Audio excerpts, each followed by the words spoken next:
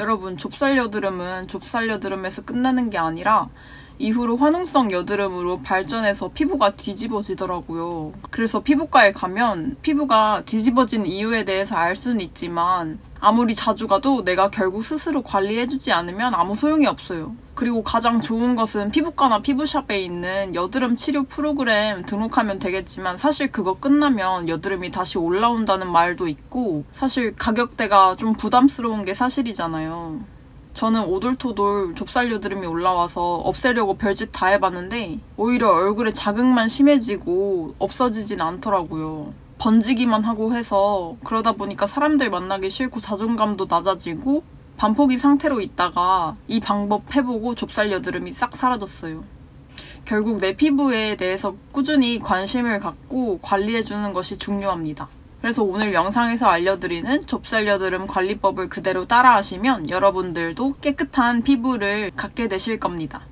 먼저 좁쌀 여드름은 무엇일까요? 화이트 헤드들이 모인 것들인데요. 주로 T존이랑 코 쪽이랑 앞광대에 많이 생기고 굴락이라 좀 몰려 있습니다. 그리고 공기랑은 만나지 않아서 아직 산화가 안 돼가지고 하얀색으로 남아있는 건데요. 블랙 헤드는 이 화이트 헤드와는 다르게 공기랑 노출이 돼가지고 산화돼서 까매진 것입니다. 이외에 평편 사막이랑 비립종 이런 것들과 감별이 필요하다고는 합니다. 그래서 좁쌀 여드름은 여드름의 씨앗입니다. 예방이랑 치료가 필요하고요. 좁쌀 여드름을 없애야 하는 이유는 이게 지금 당장은 공격성이 없지만 그대로 냅둘 경우 여드름의 씨앗이기 때문에 우리가 싫어하는 그 화농성 여드름으로 발전할 가능성이 있습니다. 만약에 화농성 여드름으로 진행하게 되면 농포성 여드름이 되고 그렇게 되면 피부 안쪽에서 농이 형성되기 때문에 피부가 재생이 안 되고 흉터도 훨씬 더 심해집니다. 흉터가 되면 그 순간부터 치료가 더 어려워지기 때문에 그 전 단계인 좁쌀 여드름을 없애주는 것이 중요합니다. 근데 우선 커다란 좁쌀 여드름이 생겼다면 압출 치료는 필수입니다. 그냥 두면 좁쌀 여드름은 곪게 되고요. 근데 집에서 하면 흉터랑 자국이 생기죠. 약한 힘으로 빨리 짜는 것이 핵심인데 소독된 기구를 사용하고 무조건 무균적, 그러니까 깨끗하게 해야 합니다. 균이 없는 상태에서 압출이 되어야 그 압출된 곳에 균이 들어가는 것을 방지할 수 있겠죠. 내가 못하겠으면 차라리 여드름 패치 붙이고 다니다가 에스테틱이나 피부과 가서 안전하게 하시는 것을 추천드립니다. 그럼 짜내기 애매한 작은 좁쌀 여드름은 어떻게 해야 될까요? 그것도 커지기 직전이기 때문에 치료가 필요합니다. 작은 좁쌀 여드름은 주로 여드름균이랑 비타민 A가 부족해서 생기고 화학물질, 주로 담배나 미세먼지 때문에 커지기 쉬운데요. 우선 여드름균을 없애기 위해서는 여드름균이 산소에 취약해서 모낭을 열어주고 과각질화를 예방하는 비타민 A를 꾸준히 복용해야 합니다. 비타민 A는 각질의 턴오버를 시켜주고 모낭의 표피가 새로운 세포로 빨리 바뀌도록 해주고 피지 분비를 억제시키고 각질이 많아지는 것을 막기 때문에 좁쌀 여드름에 더욱더 중요합니다. 그래서 스티바 A 연고, 피부과에서 처방받는 그 연고를 발라주는 것도 좋고 레티놀 화장품을 발라주는 것도 좋고 비타민 A 자체를 그냥 먹는 것도 좁쌀 여드름 호전에 도움이 된다고 합니다. 그럼 좁쌀 여드름이 생기기 전에 예방하는 방법에는 뭐가 있을까요? 좁쌀 여드름이 생기는 원인에 대해서 알면 예방이 충분히 가능한데 일단 좁쌀 여드름은 피지샘에서 피지가 만들어지는데 이 피지가 분비가 잘 안 되거나 많이 분비돼서 모공에 피지가 쌓이고 생기게 됩니다. 좁쌀 여드름을 단순히 피지가 막혀있는 것이라고 생각하고 어떤 분들은 각질을 제거하는 것만으로도 좁쌀 여드름을 없앨 수 있다고 하지만 근본적인 원인을 해결하지 않으면 힘듭니다. 그래서 피지 분비가 많아지는 원인을 찾아서 억제시켜야 하고요. 그리고 여드름의 발생은 피지 내 지방산 구성 비율이 바뀌는 것과 연관돼 있어서 과다 생산되는 원인을 줄여야 한다고 합니다. 여기에는 스트레스, 수면 습관, 식습관이 관련되어 있고요. 우선 스트레스. 일단 스트레스를 받지 않는 것이 가장 중요하겠죠? 스트레스 호르몬은 피지샘을 자극시켜 피지를 분비시키는 성질이 있고 피부 장벽 기능도 훼손시켜가지고 피지 분비가 더욱더 증가하게 되고 그렇게 되면 여드름이 증가하게 됩니다. 수면도 부족하면 피지 분비가 과다된다고 합니다. 꿀잠만큼 피부에 좋은 거는 없습니다. 기능성 화장품 바르고 잘 자고 일어나면 꿀피부 돼 있잖아요. 역시 잠이 보약인 것 같아요. 음식은 사실 식습관 교정이 치료의 근본이라고 합니다. 먹어야 될 거는 채소 위주의 식단인데 이건 너무 뻔한 말 같고 미네랄을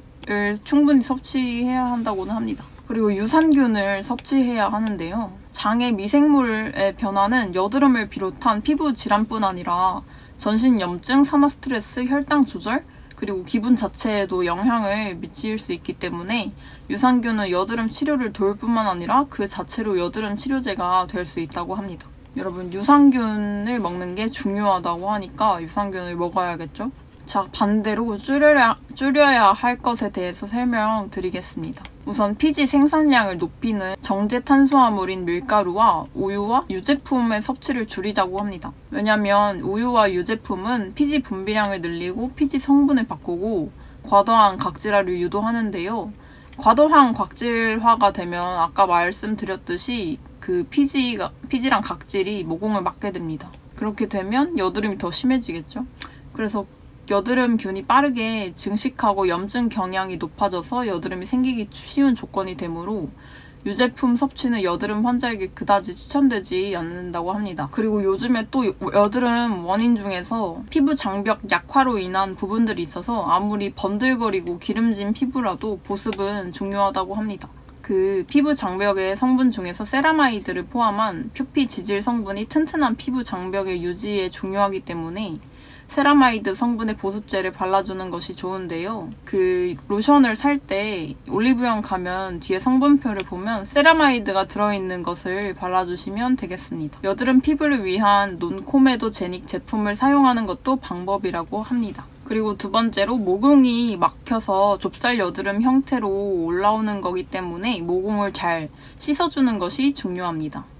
그 위에 각질이 쌓여서 막는 거를 예방하기 위함인데요. 여드름 많은 사람들은 번들거리는 피부 때문에 오히려 강하게 세안하는 편인데 그러시면 안 됩니다. 오히려 피부 장벽이 훼손돼서 여드름균이 번식하기 쉽고 위에서 말했듯이 피지 분비가 증가돼서 여드름이 더 심해진다고 합니다. 메이크업 했으면 이중 세안 잘 해줘야 한다고 하고 우선 미세먼지도 좁쌀 여드름에 안 좋기 때문에 우리가 메이크업을 항상 파우더 제제로 할 순 없잖아요. 그래서 쿠션이나 파운데이션 많이 쓰는데 그 위에 미세먼지가 달라붙게 되는 건 어쩔 수 없고 거기서 일단 메이크업은 기름으로 지우는 게 제일 잘 지워집니다. 그래서 클렌징 오일을 쓴 다음에 피부의 pH 밸런스를 맞춰주기 위해서 약산성 클렌징 폼을 써서 내 피부를 약산성으로 조금 돌려줘야 할 필요가 있습니다. 아니면 자극이 너무 심하다 싶으시면은 약산성 클렌징 밀크도 요즘에 있는데 그거 사용해주시면 되겠습니다.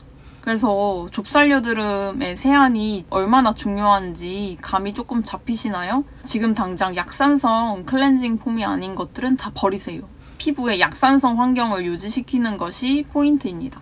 그리고 세수하기 전에 손 씻는 건 너무 당연하니까 너무 당연하죠? 그리고 심한 여드름성 피부여서 자극이 너무 심하면 그냥 아침에는 물로만 세안하시는 것을 추천드립니다. 물론 그 비타민 A 연고는 광과민성이 있다고 말씀드렸잖아요. 이런 경우에는 클렌징 폼을 이용해서 씻어줘야 되겠지만 만약에 내가 뭐 비타민 C나 B 같은 성분밖에 안 발랐으면 그냥 물로만 세안하셔도 됩니다. 그리고 각질은 웬만하면 자연 탈락되는데 과하게 각질 제거를 하면 오히려 좁쌀이 더 올라오기 때문에 차라리 보습에 신경 써주는 편이 더 낫습니다. 하지만 정신경 쓰인다면 물리적인 스크럽 제제는 절대 쓰지 마시고 차라리 바하 성분의 각질 제거제가 여드름성 피부에 더 좋다고 하니까 그거 사용하시길 권장드립니다. 근데 저는 각질 제거는 따로 하고 있지 않습니다. 그리고 개인적으로 저는 베개 세탁을 좀 자주 하는 편이고 수건을 좀 자주 빨고 물을 자주 먹습니다. 레몬수를 즐겨 먹는데요. 커피를 먹으면 이뇨작용 때문에 피부에 수분이 많이 빠져나가잖아요. 그래서 피부에 더 안 좋기 때문에 이게 좁쌀 여드름을 없애는 습관이 생각보다 건강해지는 습관이 많습니다. 그래서 웬만하면 항산화 작용을 해주는 비타민C를 많이 먹어주는 것도 좋고 그리고 어쩔 수 없이 손이 얼굴에 닿을 때가 있잖아요. 그것 때문에 그럴 때마다 저는 조금 찝찝해가지고 저는 밖에 갔다 오면 핸드폰을 알콜솜으로 꼭 소독해주는 편입니다. 여러분, 피부는 생각보다 정직합니다. 물론 타고나는 것도 있지만 내가 관리하는 만큼 결과가 나온다고 생각하기 때문에 저도 좁쌀 여드름이 생기는 게 너무 싫어서 이것저것 알아보다 보니까 이렇게 알려드릴 수 있게 된 것 같습니다. 이제 이런 원리들을 알고 집에서 습관처럼 피부 관리를 해주는 게 중요하다고 느꼈고 여러분들도 이 방법 그래서 따라 해보셨으면 합니다. 좁쌀 여드름을 방치해 두었다가는 염증성으로 바뀌는 건 시간 문제이고 제가 영상에서 알려드린 것들 참고해 가시면서 꾸준히 실천하시면 피부 왜 이렇게 좋아졌냐고 주변에서 듣게 되실 겁니다. 오늘은 이렇게 좁쌀 여드름 때문에 스트레스 받는 분들을 위해서 영상을 만들어 봤고요. 지금 당장 좁쌀 여드름 때문에 힘들어도 이 내용 꾸준히 실천하시다 보면은 반드시 빛을 보는 날이 올 겁니다. 영상 시청해주셔서 감사합니다.